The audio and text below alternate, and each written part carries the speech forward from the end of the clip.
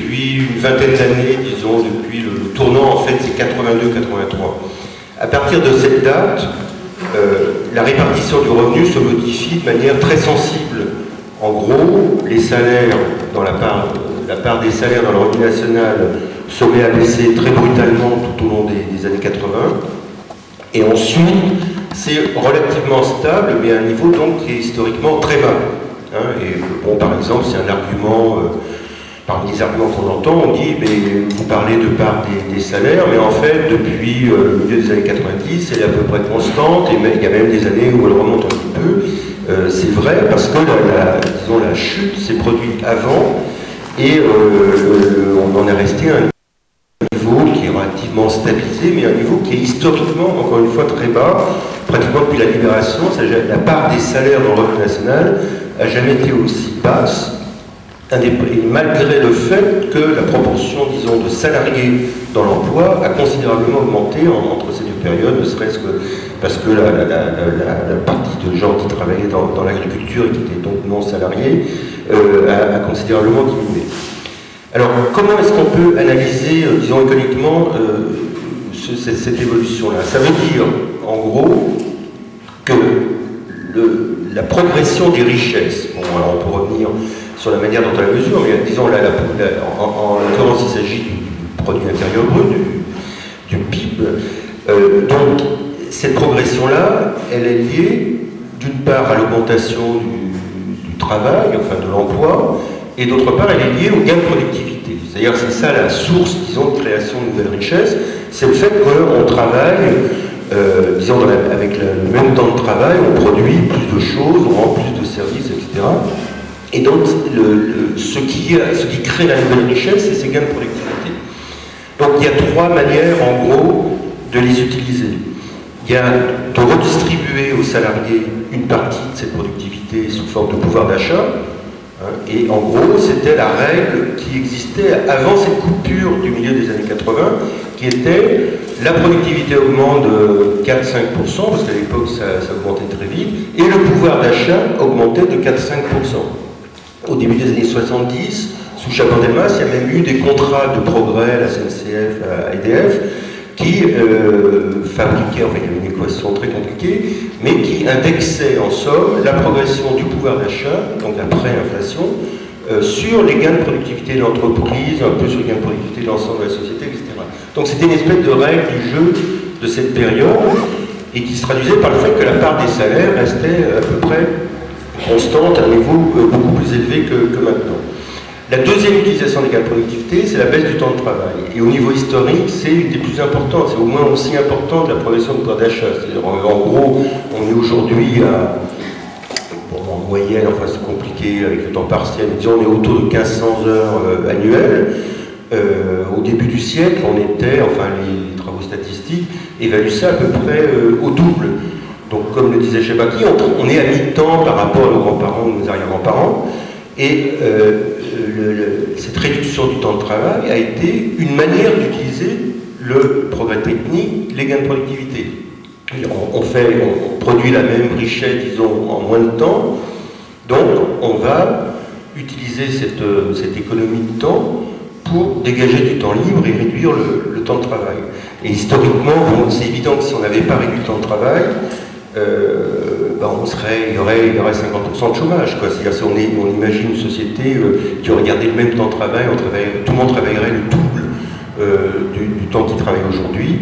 Bon, c'est évident qu'il y aurait du problème pour donner de l'emploi à tout le monde. Donc c'est une variable d'ajustement, disons, absolument fondamentale. Et la troisième utilisation possible, c'est de capter ces gains de productivité du côté du profit. Bon. Et en gros, c'est ça qui s'est passé dans les années 80. C'est-à-dire, dans les années 80, tous les gains de productivité, pratiquement, ne sont pas revenus aux salariés parce que la réduction du temps de travail soit a été bloquée pendant pas mal de temps après le passage aux 39 heures en 82, où le pouvoir d'achat lui-même était bloqué. Donc, il continue à avoir des gains de productivité, un peu moins vite qu'avant, mais ces gains de productivité ne reviennent plus, d'une certaine manière, aux salariés et sont captés par les profits. Donc historiquement, ça n'a jamais duré, c'est une période qui est relativement longue, mais historiquement, ça n'a jamais duré vraiment parce qu'il y a des problèmes ensuite de vente, de débouchés, etc. Mais il faut revenir aussi sur un argument tout à fait essentiel, qui est ce qu'on appelait le théorème de Schmitt, du nom du chancelier allemand du début des années 80, qui disait la chose suivante. Il disait les profits d'aujourd'hui sont les investissements de demain et les emplois d'après-demain. Donc l'idée, c'était de dire, c'est bien qu'il y ait plus de profits, parce que ça va permettre aux entreprises d'investir, de créer de nouvelles capacités de production, et puis un peu plus tard d'embaucher des gens qui vont travailler sur ces nouvelles capacités de production. Donc ça, c'était un argument clé à l'époque pour dire c'est une bonne chose, comme il y a la crise, de baisser la part des salaires, parce que ça va permettre de relancer l'investissement, d'assainir le compte des entreprises et de redémarrer. Donc on se serre la ceinture pendant un moment, mais ensuite ça va repartir. Or, c'est pas ça qui s'est passé. C'est-à-dire, et ça, c'est le point très important. C'est-à-dire que vous avez en gros 3 grands paquets dans le revenu dans la répartition de revenus. Donc les salaires, avec les cotisations, enfin tout ce qui est protection sociale, ont les profits, mais les profits eux-mêmes se décomposent en deux, si on peut dire. Il y a les profits qui se réinvestissent, donc on pourrait dire entre guillemets c'est les bons profits, ceux qui ont une légitimité, on peut discuter de la manière dont est orienté l'investissement, mais c'est le profit, c'est la partie qui correspond au théorème de Schmitt. Et l'autre partie, c'est les revenus financiers. C'est-à-dire les dividendes, les intérêts qui sont recyclés et qui ne sont pas utilisés pour créer, disons, plus de capacité de production, pour investir. Ces profits-là, enfin, cette croissance des profits financiers, c'est ce qu'on appelle la financiarisation, c'est autour de ce thème qui est né attaque, en somme, sur le développement, le pompage de la richesse par cette sphère financière.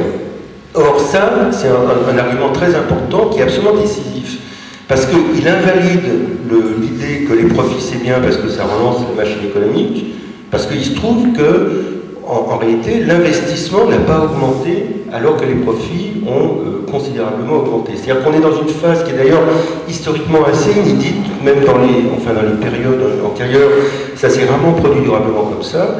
En général, quand le profit remontait dans les phases d'expansion, ça tirait l'accumulation du capital, donc il y avait plus d'investissement. Là, pour la première fois, disons dans l'histoire en tout cas du capitalisme français, il y a plus de profit, mais il est redistribué sous forme de dividendes à une catégorie sociale très étroite, et ça ne relance pas l'investissement, et bien sûr pas non plus l'emploi.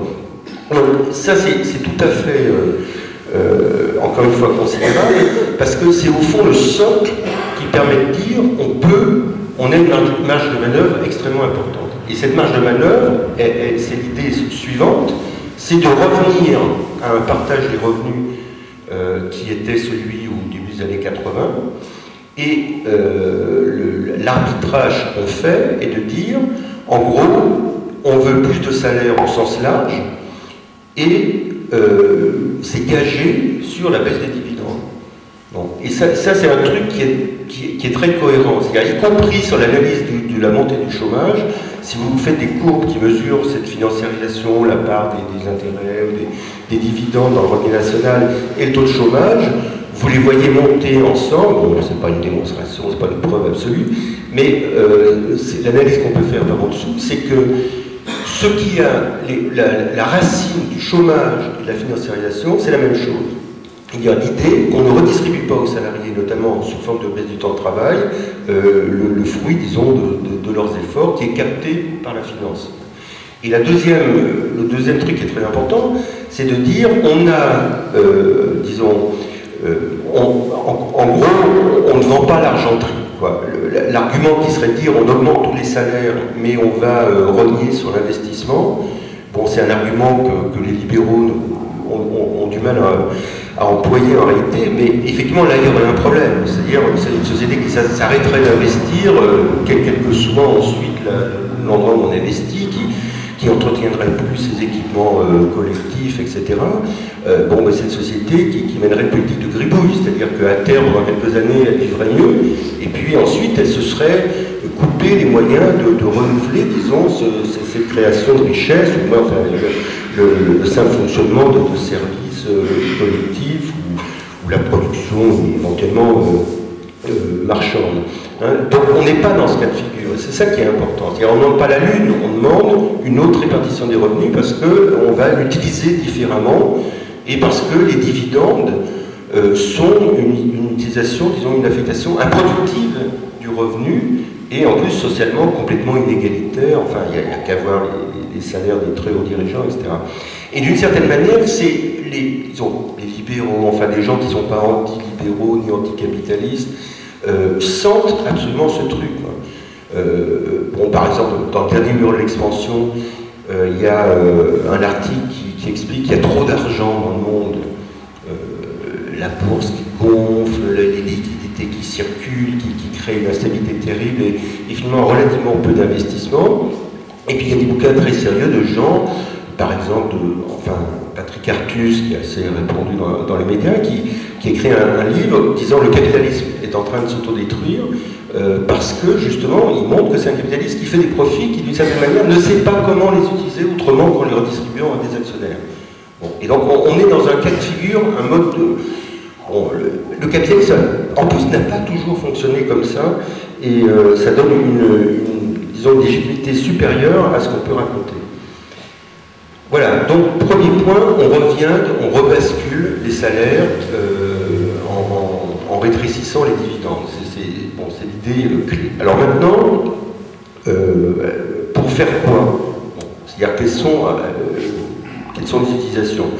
Alors là je pars en gros d'un programme, disons, qui est une espèce de programme commun, enfin les 125 propositions, mais qu'on retrouve aussi à peu de choses près dans sa logique dans le programme d'Olivier Besancenot, qui est en gros, on retrouve constamment trois grands axes, qui sont la revalorisation des salaires et des minima sociaux, plus minima sociaux élargis par l'allocation pour les jeunes, etc. Bon. 2, la revalorisation des services publics et la création d'emplois, alors socialement, écologiquement utiles. Donc ça, c'est plutôt dans la sphère publique. Et 3, la réduction du temps de travail et le recul de la précarité.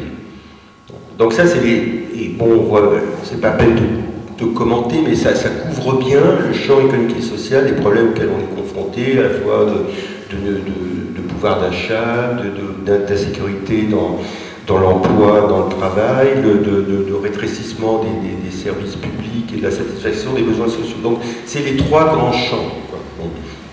Donc, je détaille pas, on peut revenir parce que c'est plutôt l'articulation, disons, un peu économique générale que j'essaie de montrer. Bon, dans ces trois trucs sont des utilisations de cette autre répartition des revenus. Pourquoi? Alors, sur les salaires et les minima sociaux, c'est évident.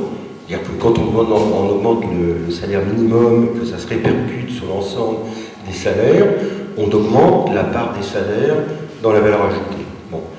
Deuxièmement, si on revalorise les services publics, on crée des emplois, bon là ça va passer plutôt par un canal fiscal, mais ça veut dire aussi qu'une partie, disons, des profits des entreprises sont consacrés à des budgets sociaux, etc. Et donc, qui répondent à ces besoins sociaux.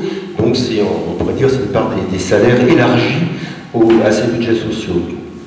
Bon, ce que les libéraux appellent les prélèvements obligatoires, qui sont absolument insupportables pour eux, c'est-à-dire la somme des impôts, des cotisations sociales, eux, ils voient bien que ça a le même effet de leur point de vue, c'est-à-dire une ponction sur ce qui peut revenir au profit, et surtout au profit financier privé. Et troisième point, réduire le temps de travail en créant des emplois, faire reculer la précarité, c'est évidemment augmenter le coût du travail. C'est-à-dire que quand vous réduisez de 10% le temps de travail et vous maintenez les salaires, le salaire horaire augmente de 10%, et ça représente un déplacement dans le partage de la valeur ajoutée. C'est pour ça que, évidemment, le patronat était tellement opposé aux modalités, enfin aux 35 heures et à ces modalités, parce qu'il y voyait le risque d'un partage différent, d'une augmentation des salaires plus rapide que celle de la valeur ajoutée. Et c'est pour ça aussi, d'ailleurs, que le gouvernement de l'époque a dénaturé cette disons, mise en place des 35 heures en prévoyant des compensations pour justement éviter ce déplacement. C'est-à-dire, ils ont créé des allègements de cotisations sociales qui étaient censés redonner d'un côté ceux qu'on avait pris de l'autre par la loi des 35 heures. Donc, et ça, je pense que c'est un critère absolu, bien qu'un peu technique, mais entre, disons, un programme social-libéral et un programme vraiment de transformation sociale. C'est-à-dire que l'espèce de critère, c'est les sociolibéraux, en gros, prétendent faire des réformes sociales, faire reculer le chômage et la précarité. Bon, du point de vue des objectifs annoncés, ils ne sont pas différents, mais prétendent le faire sans toucher réellement, fondamentalement, à la répartition des revenus. Et ça, je pense que ce truc-là, on peut en discuter politiquement, etc., mais d'un point de vue économique, c'est une pure illusion. Hein, et de ce côté-là, on pourrait dire l'utopie est du côté du social-libéralisme, enfin, une utopie un peu de mauvaise foi, mais qui consiste à dire on peut à la fois, en gros, lutter contre le chômage, contre les bas salaires, etc., sans toucher à la répartition des revenus entre le salaire et les profits. Bon, ça c'est strictement impossible. Ou alors, il y a une arnaque quelque part. Hein, et cette arnaque, ça peut être par exemple, je ne sais pas, si on regarde la prime pour l'emploi, la logique de la prime pour l'emploi, c'est effectivement d'augmenter les bas salaires en les complétant, hein, sous forme d'un supplément de revenu salarial ou au revenu salarial. Mais si vous bouclez, ça veut dire que c'est quelque chose en moins, pour les patrons, en sens qu'ils sont d'une certaine manière encouragés à verser des bas salaires, puisque par derrière l'État complète. Mais comme l'État c'est nous, il faut aller voir qui est-ce qui paie en fin de compte cette prime pour l'emploi. Mais une chose est sûre, fondamentalement, elle est payée par des revenus qui pèsent sur les salariés, donc ça tourne à l'intérieur de la masse salariale, mais ça n'augmente pas réellement la masse salariale. Donc là, on a un critère tout à fait important. Et je veux dire, tous les programmes qui ne mettent pas en cause cette répartition du revenu sont des programmes extrêmement étroits, hein, où on va effectivement moduler un peu les choses, mais pas fondamentalement, on ne peut pas changer les choses sans toucher à ce type de répartition des revenus. Alors, troisième question, c'est combien ça coûte. Alors, bon, parce que c'est une question que les journalistes posent automatiquement, on propose des trucs, et puis ils vous disent, mais comment vous financez? Bon, on dit par exemple, on augmente de 300 € les minima sociaux, et ils demandent automatiquement comment financer. J'en ai même entendu dire, demander à je ne sais pas qui, l'augmentation du salaire minimum, c'est comment vous le financez? Mais bon, c'est absurde. On voit bien le côté absurde, parce que si le salaire minimum augmente, ben, le financement, ben, c'est les entreprises qui doivent payer des salaires plus élevés. Bon, et donc il n'y a pas de problème de financement. Après, il y a un problème de savoir les effets, enfin je viendrai ensuite, les effets négatifs que ça peut avoir prétendument d'augmenter trop les salaires. Mais, alors, bon, il faut faire très attention à cette question sur le chiffrage, parce que c'est une manière très comptable de voir les trucs, etc. Mais en même temps, je pense qu'on ne peut pas complètement l'évacuer. Bon, alors, prenons un exemple limite. Si je vous dis, si José mettait comme mot d'ordre, on veut que le salaire moyen soit au niveau des revenus que touchent les patrons du CAC 40. Bon, je veux dire, pourquoi pas, ça c'est un alignement par le haut, quoi. Mais pourquoi on ne propose pas ça? Parce que quelque part, on voit bien que si on multiplie ce que touchent les patrons du CAC 40 par les 20 ou 24 millions de salariés, on a des sommes complètement extravagantes qui dépassent le PIB. Et donc là, il y aurait un problème de crédibilité. Et donc, mais ce problème se pose, je pense, y compris par rapport, disons, à toutes les personnes qui sont concernées par ça. C'est-à-dire qu'il y a un effet, bon, tout le monde a pu constater, c'est-à-dire que si on demande des choses qui paraissent justes, mais qui paraissent très élevées, ça les rend y compris moins crédibles par celles ou ceux qui devraient les défendre les plus. On le voit dans le mouvement de chômeurs, c'est-à-dire demander des choses qui sont très fortes, ça paraît bien, mais en même temps, bon, il y a presque un effet de découragement en disant on demande quelque chose, mais c'est tellement gros que bon, c'est juste pour la forme, mais je veux dire, on n'y croit pas vraiment, et on va se rabattre sur nos prétentions. Donc c'est quand même important de dire, de montrer que d'avoir une idée de combien ça coûte, parce qu'il y a des trucs qu'on peut chiffrer relativement facilement, et de dire est-ce que ça correspond à l'espèce de principe de financement qui est de pomper sur les dividendes pour les déplacer sur les salaires. Donc ce calcul-là, je pense qu'il faut le faire. Donc, bon, je ne vais pas vous l'infliger, mais en gros, le calcul de... Bon, on peut résumer un calcul de coin de table. Le PIB, c'est 1600 milliards. Il y a eu 10% qui sont partis en moins pour les salaires, donc ça fait 160 milliards. Donc on a cette enveloppe. Et puis on regarde combien coûtent, disons, les mesures, c'est-à-dire au sens, quel déplacement, quelle augmentation de la masse salariale ça représente. Et on regarde si ça correspond à ces 160 milliards. Donc l'exercice qui a été fait par Copernic a été repris un peu par rapport aux 125 propositions. Bon, ben c'est des... Alors, en gros, ces 160 se répartissent de la manière suivante. Les créations d'emplois à travers la RTT représentent 80 milliards, bon, c'est-à-dire la moitié, mais bon, dans ce calcul, on comprend également le coût des emplois publics. C'est-à-dire c'est une espèce d'enveloppe où on mélange le privé et le public. L'augmentation du SMIC, l'augmentation générale des salaires, la résorption du temps partiel, etc., la résorption des contrats précaires, bon, tout ça se traduit par des augmentations de salaire qui représentent environ un paquet de 50 milliards, et le reste, 30 milliards, correspondent aux revenus sociaux, à l'augmentation des revenus sociaux qui sont... Alors quand on a fait ce travail, ça consiste à regarder, on le fait de la manière suivante. On regarde par exemple combien il y a de RMistes, on calcule quel est le niveau auquel on veut monter le RMI, on calcule la différence, on multiplie par le nombre de RMI et on regarde l'enveloppe que ça fait. Bon, c'est un calcul qui a un sens. Bon. D'ailleurs, les mouvements de chômeurs, quand ils avaient demandé des augmentations ou des primes, etc., au moment enfin, du mouvement de chômeurs, là, au début de Jospin, faisaient strictement ce type de calcul. C'est un calcul légitime. Donc, et donc, en faisant ce calcul, on s'aperçoit que, disons, il y a, comment dire, par rapport à des revenus décents, au départ, on l'avait fait sur 1200 €, puisque c'était la revendication, le ciblage Copernic. Par rapport à ces 1200 €, c'est des sommes proportionnellement considérables. C'est-à-dire qu'on mesure là l'espèce de pauvreté qui existe pour tous les gens qui sont à ces minima sociaux, que ce soit allocation de vieillesse, allocation de solidarité, les allocations chômage moyennes, etc. Bon. Donc ça, c'était un peu une découverte, disons, comptable, un peu vraiment du recul de ce qu'on appelle les travailleurs pauvres, ou la précarité, les exclus, on sait comment on fait, mais parce que ça prend des formes un petit peu différenciées. Bon. Donc, on a fait cette première opération, ça consiste à dire, bon, le paquet qu'on vise, c'est-à-dire ces 10% de PIB, ce qu'on demande colle à peu près. Bon.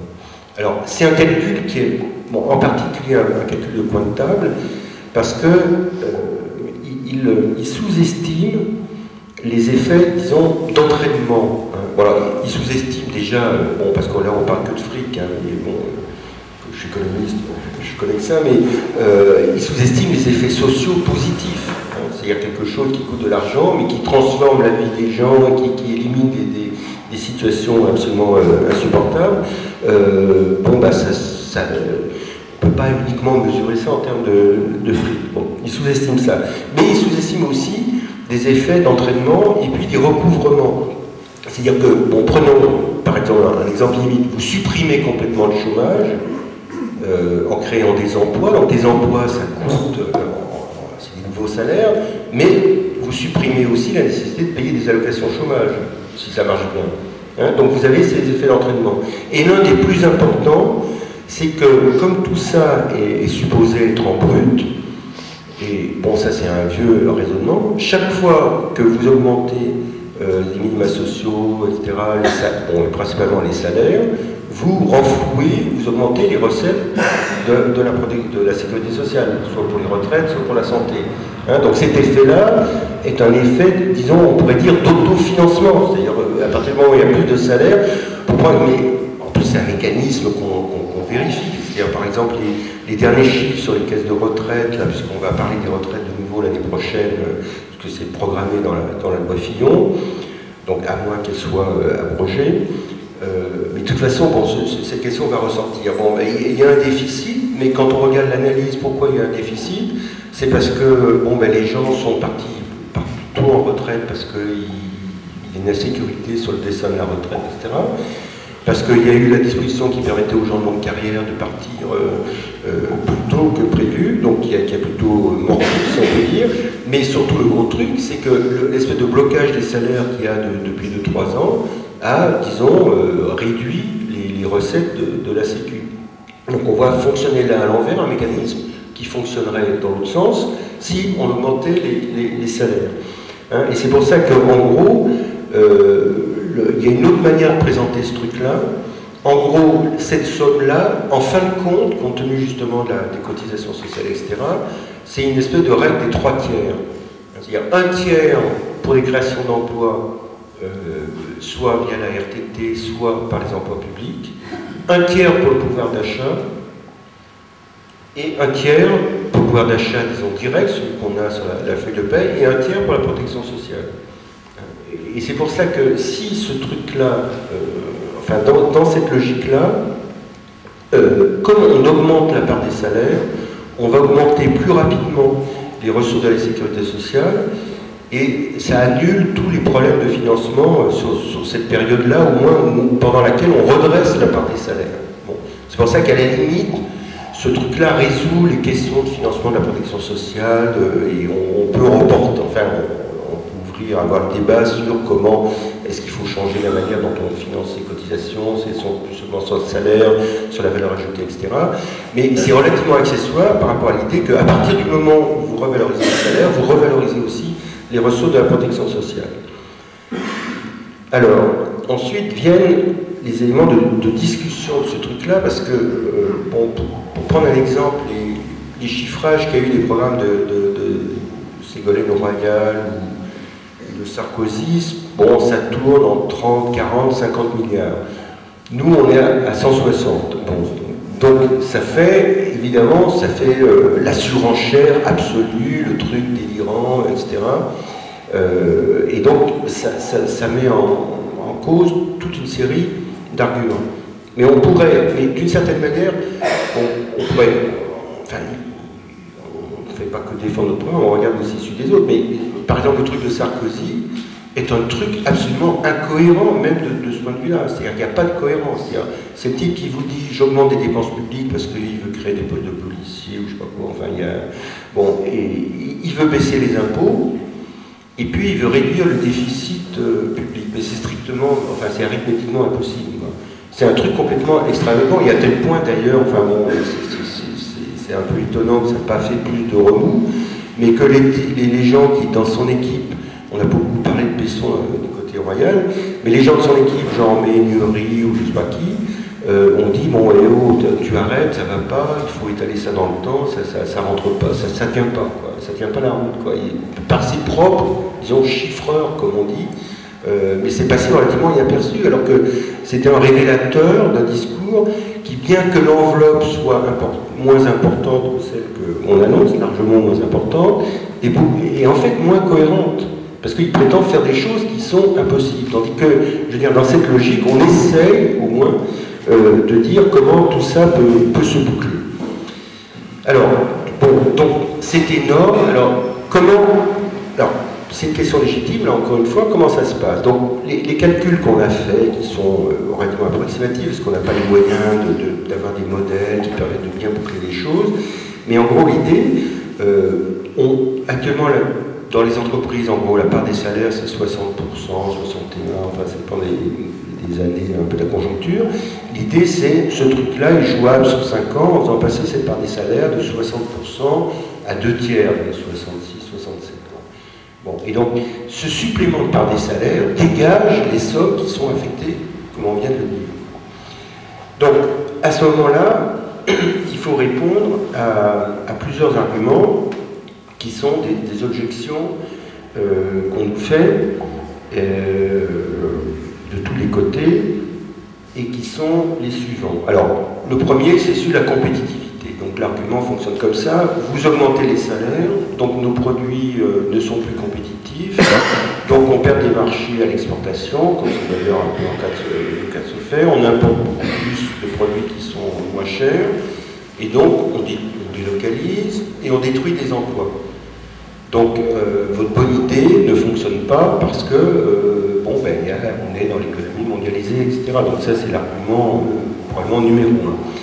Bon, cet argument, il est réfutable de la manière suivante, enfin avec quelque chose que j'ai déjà dit, c'est-à-dire si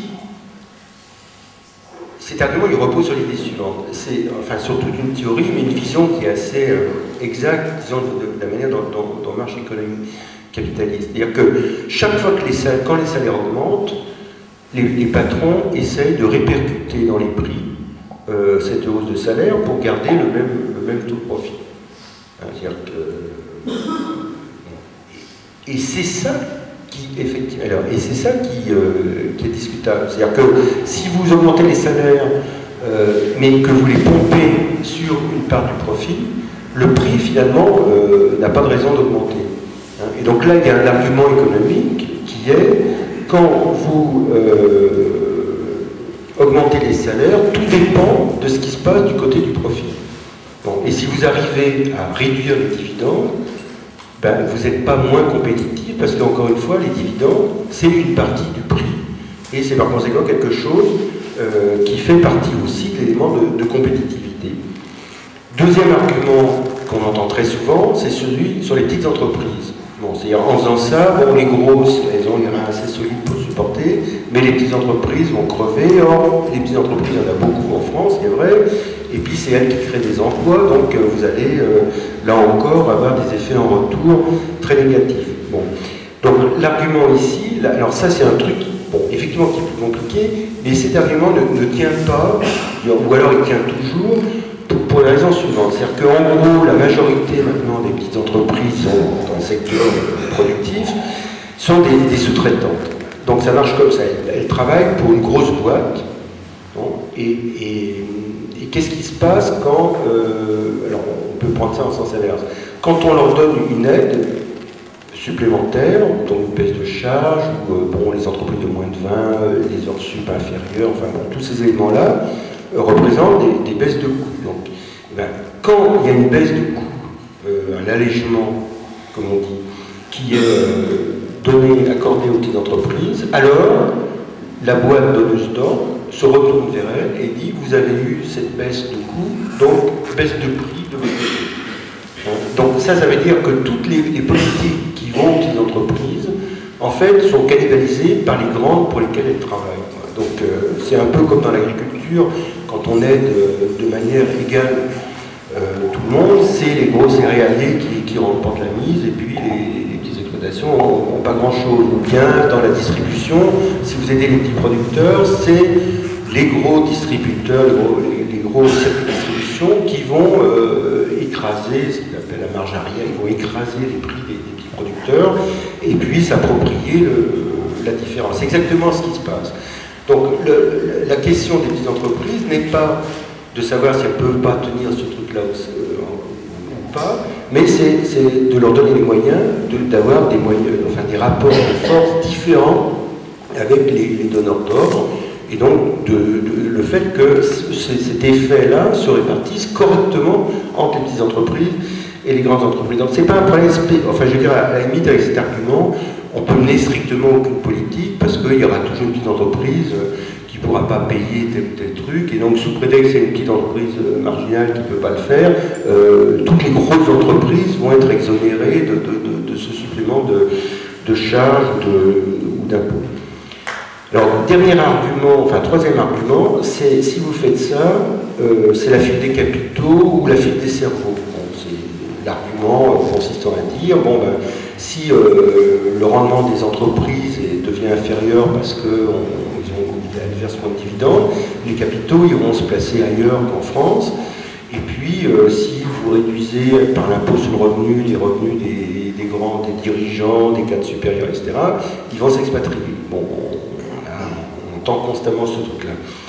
Bon, alors là on entre dans une autre dimension qui est qu'effectivement, alors c'est là un autre, comment dire, je pense un autre point de distinction, de différenciation avec le social-libéralisme, c'est l'idée qu'il y a des conflits d'intérêts sociaux. Bon. Et que si on prend des mesures qui vont déplaire, qui changent réellement la donne, notamment la répartition des revenus, il y aura automatiquement des mesures de rétorsion, il y a des mesures de sabotage, quoi, ou justement de retirer leur vie.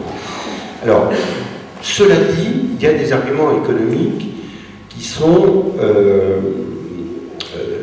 comment dire, qui sont, bon, d'un côté strictement économique. C'est-à-dire que pour les, bon, il y a des entreprises, enfin, premièrement, pour certaines entreprises, le marché intérieur français est un débouché.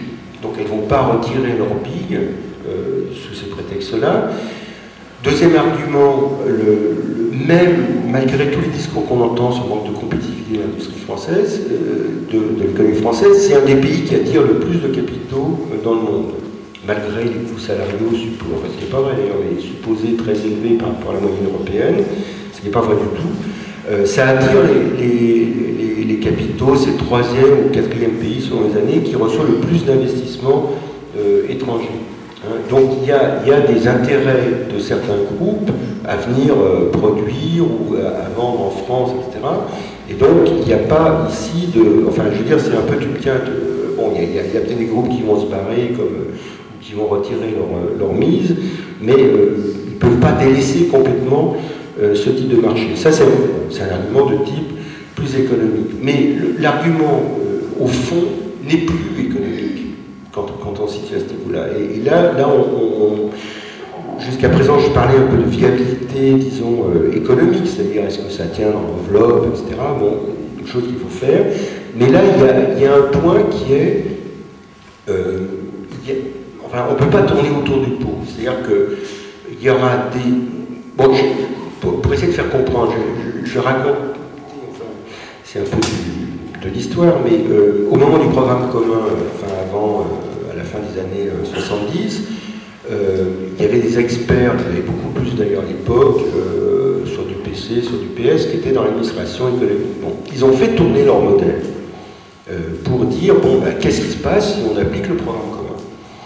Qu'est-ce qu'ils ont trouvé? Ils ont trouvé qu'il y avait une perte de compétitivité par rapport...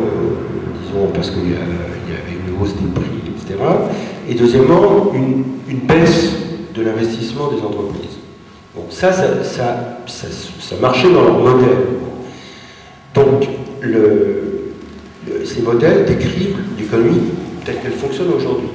Donc alors ce qui est assez étonnant, c'est que quand la gauche est arrivée au pouvoir, qu'elle a mené sa politique, il s'est passé exactement ce qui était prévu par les modèles, à savoir qu'il y a eu un creusement du déficit commercial qui a conduit à, pas tout de suite, mais à des dévaluations, et puis il y a eu effectivement une espèce de grève de l'investissement des grandes entreprises parce qu'elles n'avaient pas envie dans ces conditions d'investir, ou qu'elles préféraient investir ailleurs. Bon, et donc ce truc-là, alors de deux choses, on considère que c'est la nature, disons, des sociétés de fonctionner comme ça. Donc on ne fait plus rien. Bon, et ça, c'est vraiment le problème qu'il faut voir. C'est-à-dire qu'effectivement, si vous ne touchez pas aux règles du jeu, si vous augmentez les salaires, si vous imposez les gros revenus, et ben, il y en a qui vont se barrer, qui ne vont pas trouver ça sympa, et qui vont tout faire pour faire capoter le truc. Bon, on le sait. Bon, et la question n'est pas de dire non, ça ne va pas se passer. La question est de dire, c'est qu'est-ce qu'il faut faire pour empêcher que ça ait des effets en retour sur l'expérience qu'on est en train de mener. Bon, eh bien, aussi bien en 80, enfin au début des années 80, ce qu'il fallait faire, c'était, bon, c'est un peu technique, mais une des premières questions clés du gouvernement, bon, que celui-là n'aura pas à se poser puisqu'on est dans l'euro, mais à l'époque, c'était est-ce qu'on dévalue ou pas?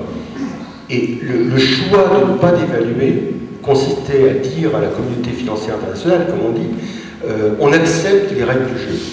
C'est-à-dire qu'on ne va pas jouer sur la dévaluation, on va respecter, on va défendre la monnaie, donc on va accepter les règles du jeu.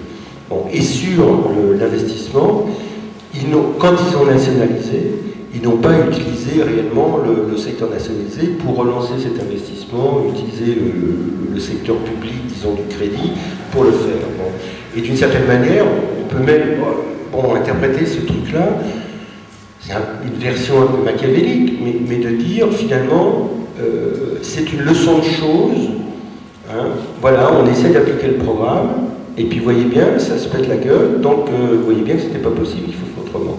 Bon, et, alors, le degré de machiavélisme dans l'histoire est peut-être difficile à apprécier, il n'est pas le même chez tous les acteurs, comme on dit, mais c'est un peu ça qui s'est passé. Bon. Donc, dans la situation actuelle, où effectivement il y a une pression, disons, de la mondialisation qui est très forte, il faut anticiper sur ce truc-là. Bon. Et les voix, disons, et dire que si on mène une expérience de transformation sociale, il faut la protéger de ces mesures de rétorsion, et notamment, ça veut dire instituer un contrôle sur les capitaux.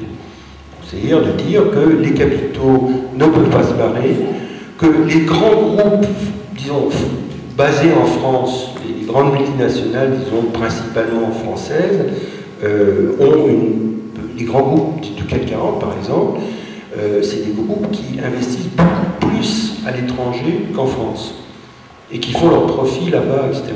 Bon.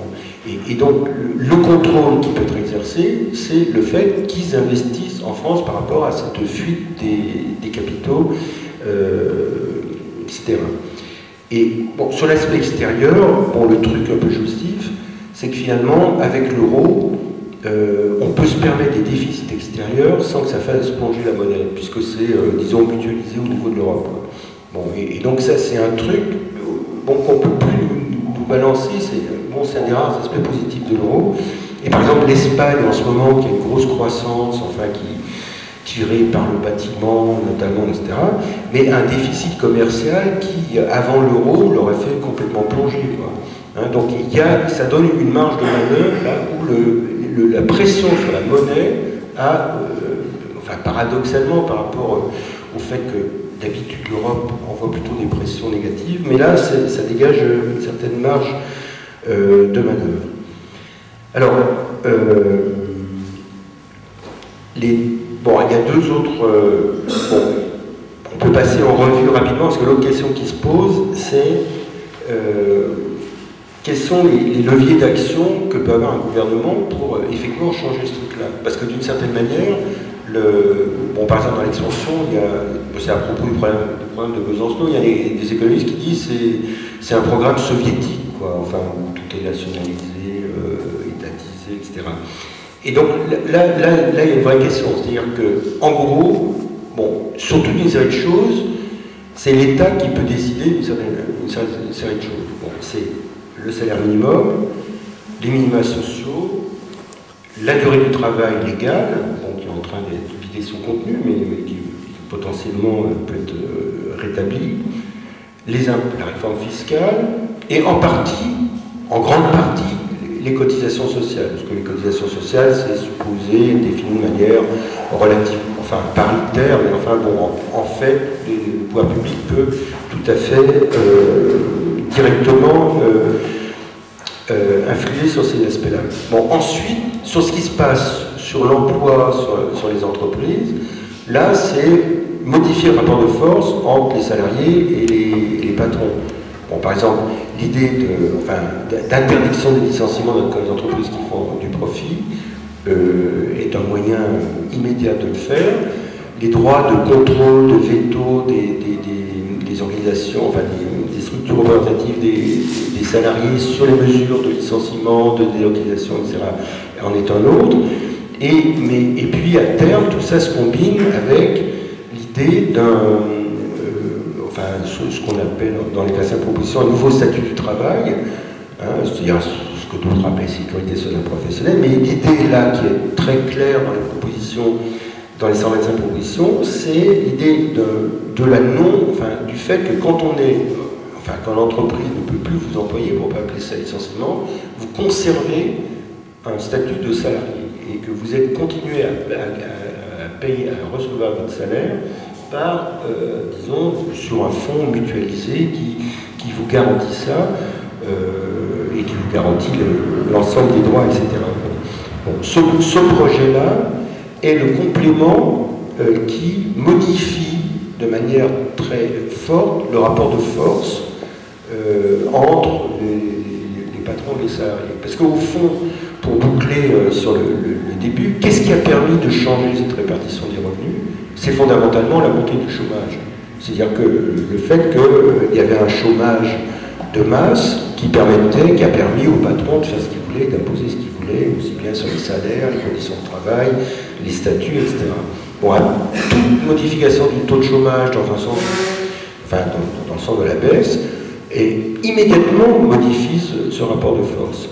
Donc l'espèce, alors pour terminer, parce que je suis un peu long, l'espèce de stratégie qui peut faire prendre ce truc-là, qui n'est pas une stratégie, disons, étatiste, où c'est l'État qui fait tout, ce serait, disons, le scénario serait le suivant. Bon, le point important, et ça aussi l'expérience des gouvernements de gauche précédents le montre bien, le point important, c'est de créer très rapidement, de prendre des mesures immédiates qui transforment réellement la situation matérielle, concrète des gens, ce que Jospin n'a jamais réussi à faire, quoi, ce qu'on lui a fait payer, disons, au moment des élections.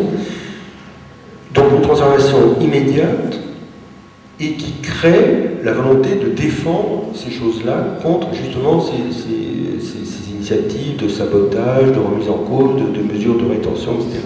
C'est-à-dire qu'il faut créer immédiatement l'idée qu'on a créé des choses qui sont vraiment un plus, qu'on constate par des promesses, pas dans 5 ans, etc., et qui permettent disons, de dynamiser, enfin de créer une volonté de défendre immédiatement ces trucs-là, qui sont, bon, je veux dire, des progrès, des pas en avant. Bon, je ne sais pas, historiquement, au moment du Front populaire, les congés payés, l'augmentation du salaire minimum, la journée de travail, c'est des choses immédiates et qui créent un attachement et une volonté de défendre ces trucs. Bon, ça ne veut pas dire que le Front populaire a pu durer très longtemps, mais c'est des choses ensuite sur lesquelles il est très difficile de revenir de toute manière. Le principe des congés payés, les patrons n'ont jamais même tenté de revenir en arrière, bon, parce que ça correspond à un truc qui a un soutien très fort et immédiat. Donc il y a ce truc-là qui permet, disons, d'avoir un appui social majoritaire pour prendre ces mesures de contrôle sur les entreprises qui leur sont très désagréables, d'avoir une espèce de légitimité. Et le dernier volet, à mon sens, c'est ce qu'on pourrait appeler l'extension européenne. C'est-à-dire, c'est l'idée de dire, nous on fait un truc, et ce qu'on propose, c'est que vous fassiez la même chose, avec des propositions sur, disons, l'extension au niveau européen d'un certain nombre de mesures sociales. Et par exemple, pour prendre un exemple, ça commence à monter un peu, c'est un peu dans l'air du temps, parce que les Allemands sont en train de discuter du principe d'un salaire minimum qui est interprofessionnel, qui n'a jamais existé chez eux, parce que c'était des salaires conventionnels, etc. Mais il y a tellement de la pauvreté des bas salaires que cette revendication est apparue. Et l'idée conjointe, c'est l'idée d'un salaire minimum européen, qui n'est pas forcément même dans tous les pays, mais qui est indexé en somme sur la richesse, disons, de chaque pays, mais qui fasse qu'il y a un principe général qui soit étendu à l'Union européenne.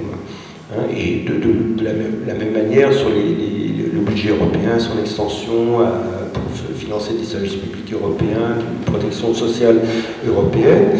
Mais l'idée clé là, c'est, disons, de fabriquer une double légitimité. Un, vis-à-vis des travailleurs, enfin, et même plus largement, c'est la construction rapide d'un soutien, parce qu'on a fait des choses qui changent vraiment la vie des gens, palpables directement, et deux, une légitimité vis-à-vis des peuples européens qui consiste à leur dire notre politique, alors, et qui consiste d'une certaine manière aussi à légitimer le contrôle, c'est-à-dire parce que ce contrôle va avoir des formes de protectionnisme, c'est-à-dire on va dire les capitaux ne pourront plus sortir d'un pays, etc. On va contrôler un certain nombre de flux de capitaux, de marchandises, etc. Donc c'est du protectionnisme. Mais c'est un protectionnisme qui est différent du protectionnisme, disons, de type souverainiste, qui consiste à dire on se protège pour vous entuber, pour parler poliment. C'est-à-dire, on va prendre des mesures pour vous bouffer des parts de marché.